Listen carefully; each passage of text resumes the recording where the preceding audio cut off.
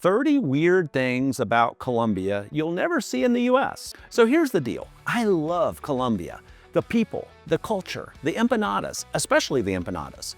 But let's not pretend it's just like the US with a little salsa music in the background, because it's not even close. Today I'm giving you 30 things that are totally normal in Colombia, but if you did them in the US, people would either call the cops or a therapist. I'm Matt, the Americano. Let's get started.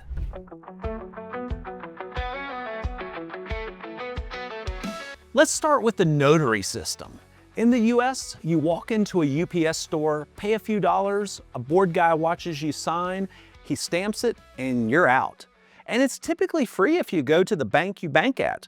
Either way, you're in and out in like 5 minutes. In Colombia, you walk into a notaria, hand over your ID, get fingerprinted, photographed like a criminal, wait 5 to 10 minutes, then pay someone $8 to $10 and wait an additional 30 minutes or more so that someone else who you'll never meet can stamp your document. The entire process takes just slightly less time than a kidney transplant. And then there's the banks. In the US, we have drive-through banking. It's so convenient. We don't even get out of the car. In Colombia, you take a number and wait among a sea of souls who look like they've accepted death. Yeah, the same feeling you get when you visit the DMV in the US.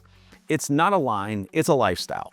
Now let's talk about the holy trinity of Colombian paperwork: stamps, signatures, and photocopies. Everything official here needs all three, sometimes multiple times. It's like doing business in the 90s, if the 90s were more into ink pads and rubber stamps. You want to buy a SIM card? Better bring a photocopy of your ID. Want to sign a rental contract? Hope you brought 2 copies and your own pen, and that pen better have black ink. I once tried to open a bank account and felt like I was applying for citizenship twice. Need a phone plan? Cool. It will be super cheap, like $10 to $15 per month. But again, you'll be given a number and you'll have to wait until they call your number. Then you'll talk to the salesperson who will sign you up for your plan. They'll give you a little piece of paper and you'll have to take that paper to a cashier window. And yeah, there's probably a line for that too. You'll pay the cashier, who will give you a receipt which you're supposed to take back to the salesperson who is now serving another customer. So yeah, you'll wait some more. Then you'll give that salesperson your receipt, because heaven forbid that you can pay the salesperson and they'll finish setting up your cell phone plan. Total time, an hour to an hour and a half. And they don't have auto pay, so you'll have to watch for the bill every month. Here's a fun concept that doesn't always translate: appointments. In the US, if you've got a 2 p.m. appointment, you're seen at maybe 2:05 and out by 2:30. In Colombia, a 2 p.m. appointment means maybe 3:15, maybe tomorrow. It's not so much a scheduled time as it is a polite starting suggestion, especially at government offices or clinics. You'll show up early, wait 90 minutes, and then be told the person you're supposed to meet just went to lunch. A full menu del dia and a nap kind of lunch. And speaking of late, being late for friends is normal. 30 minutes late? No apology. 1 hour late? You might get a smile and a shrug. One thing that really stands out in Colombia is how tight family bonds are. It's totally normal, even expected, for adult children to live with their parents well into their 30s. And not because they can't afford rent, but because why wouldn't you? Family here isn't just important, it's your core social unit. In the US, we're out of the house at 18 with a bag of laundry and a student loan. Here you find 3 generations living under one roof, sharing meals, raising kids, and probably judging your love life. It's beautiful and slightly terrifying if you enjoy personal space. Let's talk about the estrato system, which sounds like something from the Hunger Games, but it's actually how Colombia classifies neighborhoods. Every home is assigned a number from 1 to 6, 1 being lower income, 6 being baller status. And your utility rates literally change based on that number. Live in a nice building? Congrats, you get to pay more for the exact same water and electricity your neighbor in a Strato 3 gets for half the price. Imagine if Netflix charged more because you live in a fancy zip code. Well, that's basically how this works. And speaking of water and electricity, here's a wild idea: paper bill. Yep, in Colombia, Your electricity and water bill still shows up like it's in 1994, printed on paper, folded in half, and hand-delivered to your door. Want to pay online? Cool. If you feel like registering on 3 different websites, verifying your blood type, and praying to the Claro gods. Automatic billing? That's a myth, like Bigfoot or fast Wi-Fi at a notaria. Unless you jump through hoops, you're making that payment manually every month like it's your civic duty. In the US, you can go weeks without touching cash. In Colombia, cash is still king. Card usage is definitely growing, but some places still don't take credit cards, and some places that do will try to charge you 3% extra. Driving in Colombia is like being in a demolition derby video game. Lanes are optional. Turn signals are a myth. And speaking of motorcycles, crossing the street as a pedestrian is very much like the 80s video game Frogger. Motorcycles almost run you down while you're more focused on trying to go between cars to get to the front of the stoplight. And don't even try to drive on the wrong day. Because of Pico y Placa, your car is banned certain days based on your license plate.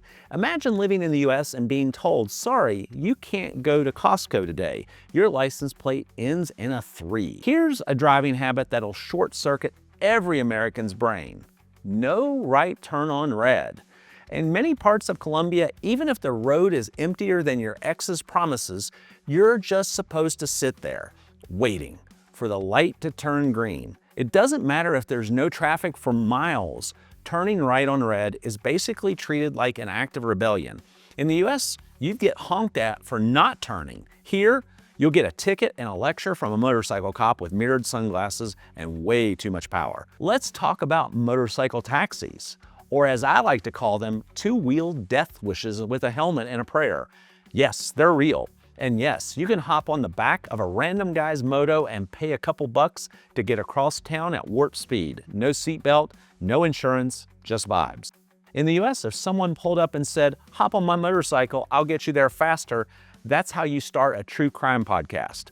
In Colombia, that's just Tuesday. In the US, you'll need a prescription for everything. In Colombia, you walk in and say, I think I'm dying, and the pharmacist hands you real antibiotics, a pack of electrolytes, and tells you to hydrate and avoid aguardiente for a week. Let's talk about healthcare, specifically how Colombia's private hospitals are often better than the public ones in the US. And I say that as someone who's experienced both. Here you can see a specialist for $20 to $30 without needing a referral, a 2-week wait, or selling a kidney to pay for the visit. The facility's clean, modern, and efficient. In the US, you'd get that same appointment maybe 3 months later after a $75 copay, a surprise $800 bill, and a 45-minute hold with insurance asking if your symptoms are urgent or just annoying. And Colombia is currently ranked number 22 in the world. The US? Number 37. Colombia is full of what I like to call this would be a lawsuit in the US moments. Open construction pits with 0 warning signs, sidewalks that look like they've survived an earthquake, and motorcycles casually zipping by on the sidewalk like it's a designated lane. In the States, one twisted ankle and you're owning the building. Here, you're just expected to watch where you're going, like some kind of coordinated adult. Personal responsibility, 1. Legal system, 0. In Colombia, people dress like they're about to bump into their ex at all times. Even if they're just going to the corner store for eggs, they'll show up looking like they're auditioning for a telenovela. In the US, we roll into Walmart in pajama pants, Crocs, and 0 shame. Here, pajamas in public might get you reported to the fashion police. Colombians take pride in their appearance, and it shows. When you buy something in the US, if you change your mind, you typically have 30 days to return it. In Colombia, once you buy it, it's yours forever. Let's talk about something that still haunts me. Milk in bags. Yep, you heard me. Not cartons, not jugs, bags. You buy this floppy sack of leche, toss it into a little plastic pitcher, snip the corner, and hope for the best. And you get bonus points if your fridge door closes without knocking it over. Colombia's fruit game is on another level with fruits that sound made up.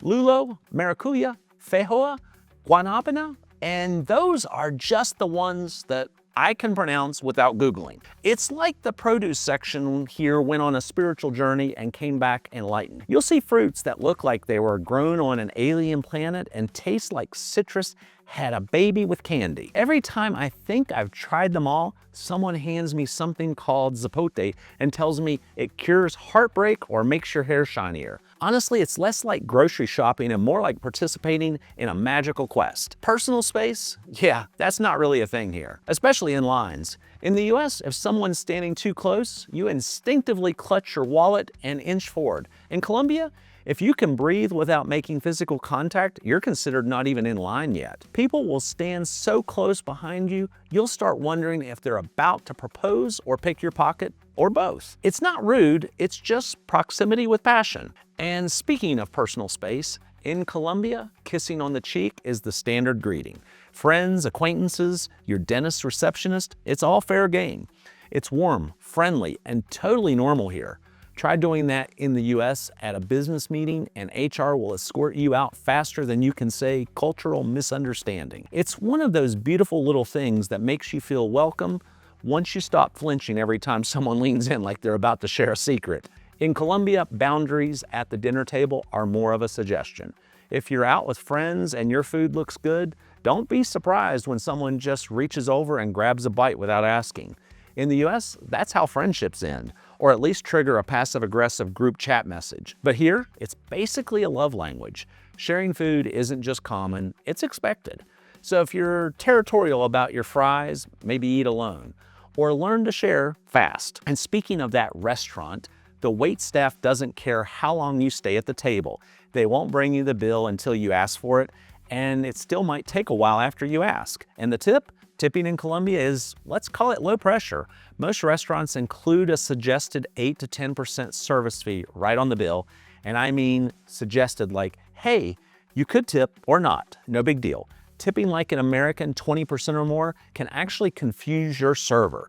I once tipped extra and the waitress looked at me like I had just proposed marriage. It's not rude to tip more, it's just weird. So if you're trying to impress your waiter or waitress by doubling the tip, just know they might respond with mild panic. In Colombia, armed security is everywhere. Banks, malls, bakeries, even the place that sells churros has a guy standing out front with a shotgun like he's guarding national secrets. In the US, you'll see a Brinks truck or the occasional security guard with a walkie-talkie and a bad attitude. Here, the guy wearing the security jacket in front of the coffee shop might be packing heat, but strangely, you get used to it. You just start nodding politely at dudes with rifles while picking out croissants. Totally normal. Going to the mall in Colombia feels a little like trying to board a flight. There's security at every entrance, and yes, they will sometimes ask to look inside your bag. Even at grocery stores. You walk in thinking you're just grabbing some bread, and suddenly a guy in a uniform is politely peeking into your backpack like you're smuggling diamonds. In the US, the only thing stopping you from entering a store is a malfunctioning automatic door. Here, it's welcome, now please show us what you're carrying. Colombia is chaotic, it's charming, it's unpredictable, and for me, it's home. If you want more tips, stories, and the occasional fruit identification challenge, hit that subscribe button. Until next time.